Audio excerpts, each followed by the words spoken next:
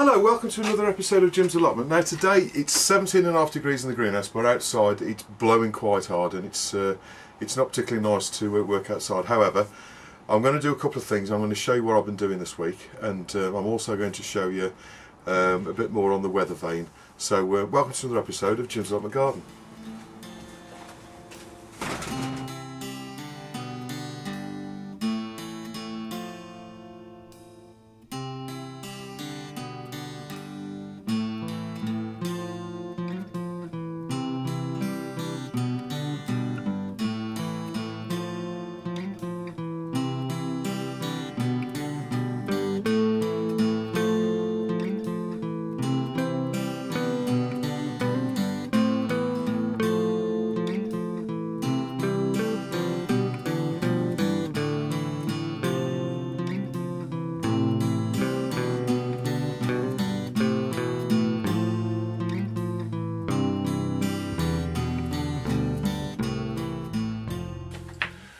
Okay, so last week I moved one of the tunnels from the top part of the allotment down to the bottom, and this is going to be the new area where I'm going to be growing the brassicas this year.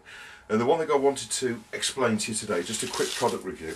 This is the fleece or the netting that I used to make the actual tunnel, and I've found this has been a really good product. I bought it over the internet, and it worked out. I bought 14 metres of it. And it worked out about £1 a metre. It's 4 metres in width, and obviously for every metre it's £1. Now this is the stuff that builders use to put round scaffolding. You know, when they're putting scaffolding around buildings, they put this stuff on the outside so if any debris comes off the building it doesn't fall through onto people, you know, on the walkways below. I had a few reservations when I first got it. I've used quite a few different types of netting in all the years that I've been doing allotments, and the one thing that the things that you need to think about is you need to stop with brassicas. You need to stop obviously birds, pigeons and things like that, which will eat your brassicas. You also need to stop the cabbage white butterfly, and this is a white butterfly with black spots on, one black spot on each of its wing, and it's a beautiful butterfly. However, what it will do is it'll lay its eggs onto any brassicas that you grow. So things like the kale and the other brassicas that I grow, the broccoli, etc. What it will do is it'll lay its eggs underneath the leaves, and then as they hatch out into the caterpillars, they'll just completely eat all of the top of the plant off. It looks like somebody shot it with a shotgun. You most certainly know you've got them. Now, the bigger net that you get, that's sort of 2 centimetre squares or even smaller than that, these butterflies will actually fly straight through there. They'll actually land on the net. They can smell the brassicas are in there, so they know where to go, and they'll actually land on the net, and they can actually, something that's got a 2 centimetre sort of square mesh, they'll actually fly through that, or they'll actually walk through it, and then they go inside. As soon as they're inside, they'll lay eggs everywhere. So you need a finer mesh than that. So you need something that's got to be, sort of half a centimetre or so, quarter of an inch mesh, ideally. Now, the reservations that I had about this was how long it would last, because obviously when I was buying it over the internet, I wasn't, I couldn't see it before I, actually bought it. But I've built that tunnel over a year ago now. This is the second winter it's sort of gone through, and it stood up really well. It's quite a durable material. It's made out of nylon. The other concern that I'd got was it wasn't going to let enough light through onto the plants. However, having said that, I've used it now for 2 seasons and I've had no problems at all. So, if anything, to be honest with you, because there's slightly less light, it's not that bad, but because there's slightly less light, it actually makes the leaves grow bigger, which is obviously what you want, because that's the part you're going to eat. So, this week's recommendation is if you're going to build a fruit cage or a tunnel like I've got to grow your brassicas in, this I would say is by far the best solution that you can, as a net that you can put on it, and it's quite sort of stretchy. So what you need to do is, when you put it onto the, when you put it onto the frame, what you need to do is not sort of stretch it too much, and you may need to put some sort of string or cabling in just to reinforce it. But as I say, it comes in 4-metre reels, and what I actually did when I did the tunnel was I actually sewed 2 lengths together because I needed 8 metres to go all the way around the tunnel. I'll show you that in a moment because I've moved it down. I just wanted to explain to you how I anchor it down to the ground as well. So when I go down in the allotment, I'll explain that to you in a moment. But this stuff works out a lot cheaper than if you go to a garden centre or anywhere like that where you get like pond netting or sort of fruit cage netting. This stuff works out much cheaper. And that brings me on to the next thing.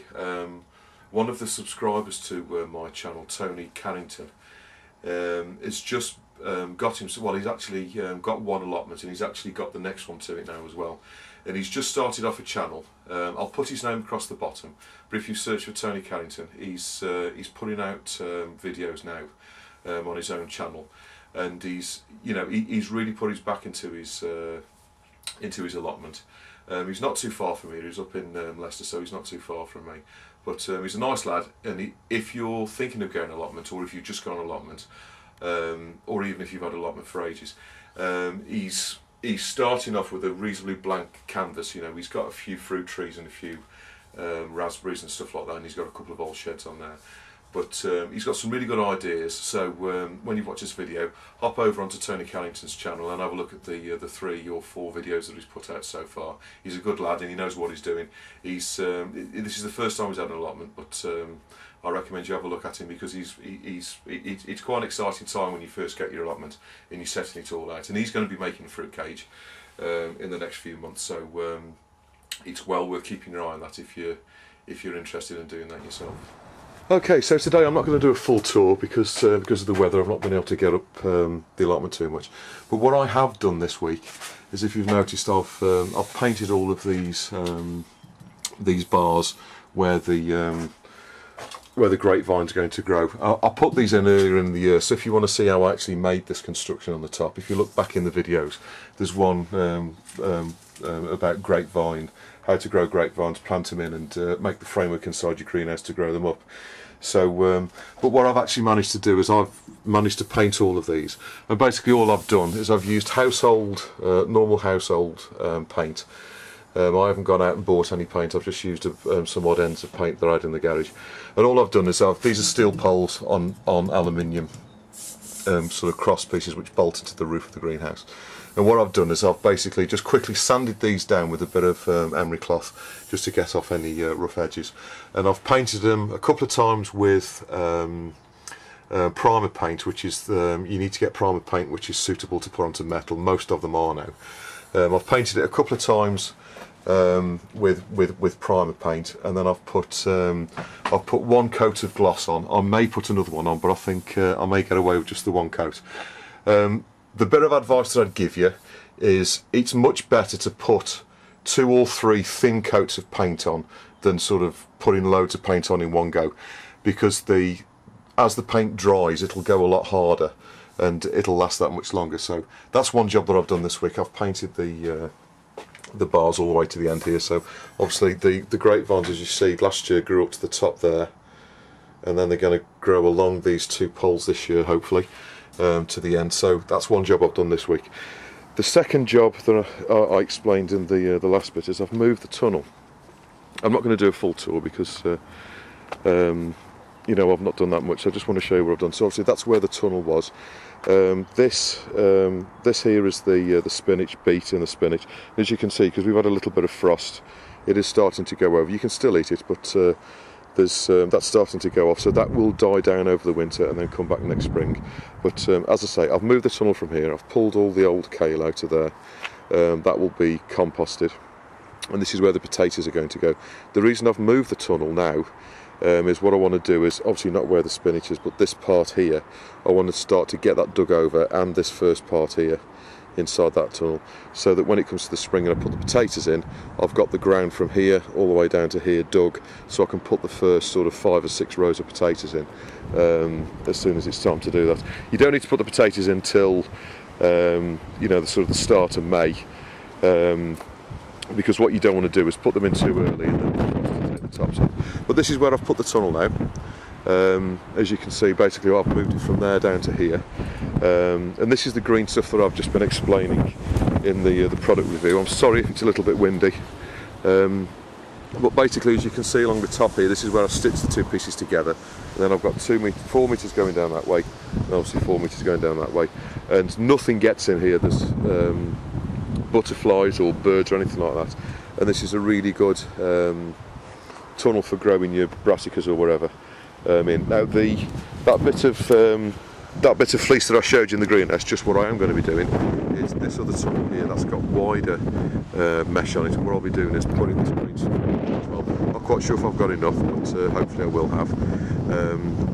But what I want to do is at least partially cover that with this to stop the butterflies going in, because I did get a few butterflies in last year and they laid the eggs on the brassicas. Now, in the next few weeks, when the weather gets a bit better, what I will be doing is putting some strengthening bars in at the top. As you can see, it's sagging a little bit, and I've got a steel cable in here, but what I want to do is, because there's only this bar here and this bar here, really to support things properly you need at least 3 points of support. So I'm going to be running some steel along the top of here to here, and then some steel along to the end there, just so it holds this up, and then it's a stronger structure. So that's the tunnel that's been moved, and the only thing I wanted to explain to you is, obviously if you're using most certainly this type of netting, the wind can catch it. Obviously the wind will go through it, but if you get lots of wind like we get here, you can potentially, you know, the wind will get under it, and it's obviously like a sail and it'll blow it over. Last year this actually got blown over during the winter, and it bent the framework, and I had to fix it. So this is anchored down. And what I've done is, as you can see here, there's a steel pole here on each of the corners. That's actually a copper pipe there, but there's a copper pipe there. As you can see, there's one here and also at the other end. And these are driven into the ground as far as I can get them now. In the middle there, they're actually in the ground about, probably about 3 foot. These ones here again about 3 foot. The ones at the other end there, probably a bit less than that. But to anchor it down so it doesn't come out of the ground, so if the wind gets it, obviously this is nice and firm. I've driven these down with a good sized hammer, a sort of 4 pound ball peen hammer, and I've driven them into the ground, and then I've cable tied them with some good strong cable ties onto the metal framework, so if the wind gets under this, it's not going to pull it out. I dug all the ground before I moved it, just to so I don't need to bother digging it again. I'll just pull any weeds out or just hoe it over before I plant the brassicas in it this year. But the other thing just to quickly mention is, as you can see, this mesh goes down, and then at the bottom I've made this sort of like bag. It sort of goes down and then comes back up again, and this enables me to weight down the edges of it. So as you can see in there, what I've got is a piece of scaffolding pipe, but you don't have to use scaffolding pipe. You can use a bit of well, I've got a few bricks over here, just to weigh the edges down, obviously, so nothing can get underneath, like rabbits or birds or whatever. But and that's basically the tunnel. So I just wanted to explain that I'd moved it, and obviously if you do make something like this, that you need to anchor it down, because if the wind does get under it, it'll knock it over and damage it. But that's the tunnel in its place for 2015. Okay, so in Britain we've got one of the most complicated weather systems. We've got two main factors that affect the weather in the UK and also the mainland Europe. The first one is the North Atlantic drift, which is bringing weather from the Caribbean, South America, sort of that area of the world, and it brings it across the Atlantic Ocean, and then sort of hits Britain from the west. And this is bringing sort of warm, damp weather, which basically means that we get a reasonable amount of rain, which is good for the garden, but it also keeps us reasonably warm in the winter, so we don't get sort of really bad winters. This weather system can move up and down, and when it moves down, so it goes across sort of mainland Europe, sort of hits Spain and across there, that's when the second system comes into play, and that's coming from the north, so it's coming down from Iceland, Greenland, etc., and that's basically coming from the North Pole. That brings sort of much drier, much colder weather, you know, sort of sub-zero winds and sort of high winds as well. So when this system hits Britain, when the North Atlantic drift moves down and this system comes down, it brings us a lot of cold sort of weather, and obviously Britain will freeze, and then we get you know, a lot of the tender plants could potentially die. So it's important for all gardeners to understand what the weather is doing, and from a combination of looking at atmospheric pressure, which is one good indication, and also the direction of the wind and also the speed of the wind can you know, is a really good indication of what the weather's going to be like in the next few days. Now the way that I do this is I've made a weather vane, and I made this weather vane, as you've seen on a lot of the videos. I made this last year, and I'm about to make a new one, so I'll show you. It'll be a second one. I won't sort of get rid of this one, don't worry. But this weather vane is made up of sort of three main parts. The first part, which is this here, which is the bit that spins round. That's the sort of you know sort of the rotary bit, and all that is basically is the inside of a bike wheel. So to make one of these, basically you need an old bike, ideally a child's bike, a small one, and just a bit of time. If you don't have a bike and you're not somebody who does welding or anything like that, you can make one of these quite easily out of wood. Obviously it won't last quite as long, but as long as you paint it, it'll last, you know, quite a few years. And if you make it from wood, all you basically need is a drill, a hammer and wood, and basically what you can do is you can make all of this out of various household bits and bobs, and you can make yourself a weather vane. If you're not somebody that's particularly practical, you can buy these quite cheaply over the internet, and I've seen them as cheap as sort of 10, 15, 20 pounds. So if you're not into sort of making stuff like this, you know you can most certainly buy one over the internet. But I'm going to show you how I made this one, and then I'm going to show you me making the next one. So the top bit, as I've said, this is just this part here is just the hub out of the centre of a wheel, and the reason I've done that is I want to use the bearing sets that are within the wheel so that this spins nice and freely when the wind hits it. And all I've done is I've cut the spokes off, taken the centre out, and then I've welded 6 steel bars onto that, bent them slightly back, and then I've made these cup shapes. The cups can be made out of pretty much anything. These are made out of, it's actually an old lampshade out of an office ceiling, but you can make them out of old milk bottles, or you can use beer cans or whatever. And basically what you need to do is cut out a circle with a 60-degree slot in it, and then bring them two bits together to form this cup shape, which is obviously the bit that catches the wind.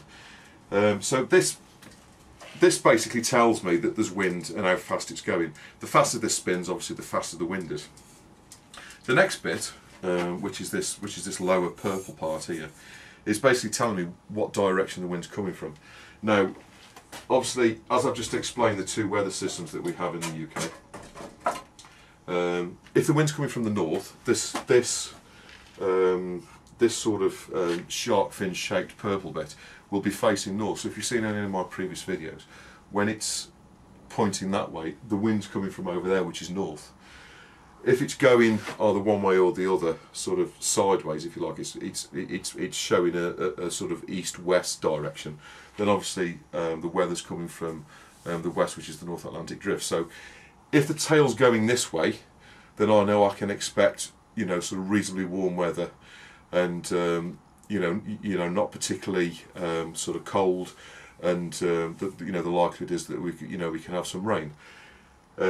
If the shark fin shaped bit is pointing to the north, and that means the wind's coming down from the north, and I can expect much colder weather and potentially snow, hail, sleet, and all the rest of it. If that's the case, then obviously I'll start to bring in the more sort of frost, sort of plants that if it does freeze, that they're going to get damaged, so I can bring any plant into the greenhouse that I need to. So this bottom bit is made from the frame of the bike. Now this part here was originally where the handlebars went. So if you imagine, the forks were here with the front wheel here, and then the handlebars came off this top part here, then that's the frame that would have gone down. The seat would have originally been here, so all I've done is basically just cut that off there, and I've added this fin here, which just so happens to be the plate off a I think it was the back off a washing machine, funnily enough. So this is completely recycled from basically scrap, but that's just a piece of steel, so it catches the wind, and then obviously the wind will blow it round to which direction it will go in. So when the wind's coming from this direction, obviously it'll be pointing that way. And again, I've used the bearings from the handlebar bit to to enable this purple part to rotate. This all sits on a piece of conduit pipe, which is just a pole of steel pipe, and that luckily fits quite nicely into where the forks used to be, or the handlebars used to be on the bike. So that just slots straight onto the pole, which then allows this part here to freely move about to show me where the wind's coming from, and it allows this top part here to spin around to show me how fast the wind's going. And that is pretty much it. Now in the next few bits of video, what I'm going to do is actually show you me making the next one, which is going to go over this side, and as I say, I'm going to make it out of metal, like this one, but it's going to be much bigger, and it's also going to be a little bit more sort of ornate than this one was. This one's more practical, and this is the first one of its type that I made, so this is like the prototype, if you like. The next one's going to be a lot more sort of fancy, and it's going to have all sort of bits and bobs on it. The bit that is missing off this is the bit that says north, south, east, west, but because I know which direction's which, I don't really need that, so I haven't got around to putting that on, but at some point I maybe will do.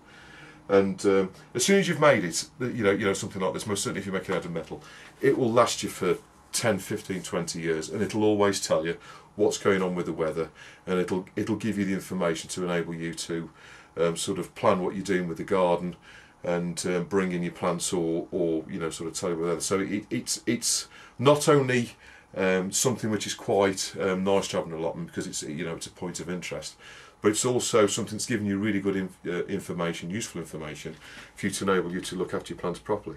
So the next section, I'm going to show you me making the next one. Okay, so this is the starting of the weather vane. Now basically the weather vane is made up of 6 cups, which basically spin round, as you've seen the one that I've just shown you. Now the way this is made up is basically what you need to do is make 6 shapes like that. Now what this one's going to be considerably bigger than the last one I made, and basically what I've got here is a piece of graph paper to make it easy, and what I've done is I've drawn a circle on the graph paper, which is got a diameter of 40 centimetres, or that's approximately 16 inches. You can make yours considerably smaller than this. I'm just basically making a bigger one than I made before, but the way you actually form the shape is draw the circle, which is 40 centimetres, and then what I've done is I've gone out a little bit further on this side, so there's the edge of the circle there, and what I've done is I've gone out about another 5 centimetres, or sort of almost 3 inches. Let's just measure this. So I've gone out another sort of 2.5 inches, which is 6 centimetres pretty much, to make this shape. So you'll see it in a moment when I fold it up, but you'll be able to see how the shape is made. Now what I've done then is I've drawn out 60 degrees from there out to the edge there, and again from the centre point there out this side, and then I've left 2 centimetres, or sort of 3/4 of an inch strip all the way up there and all the way up there, and then when it comes to the middle there, then the line, just where them 2 lines join, that comes into there.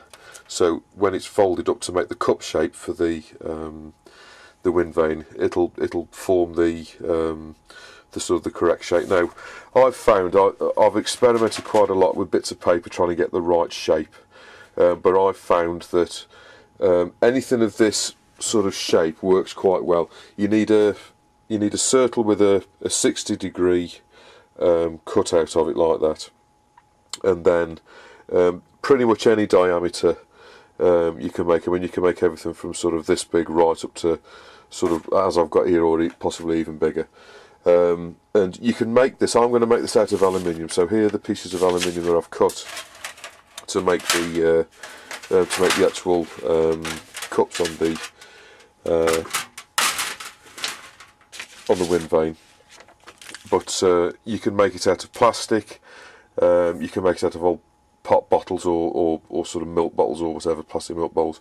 Or you can even, if you have a smaller version of this, you can even cut up beer cans and use the aluminium off that. I've actually done that in the past before as well.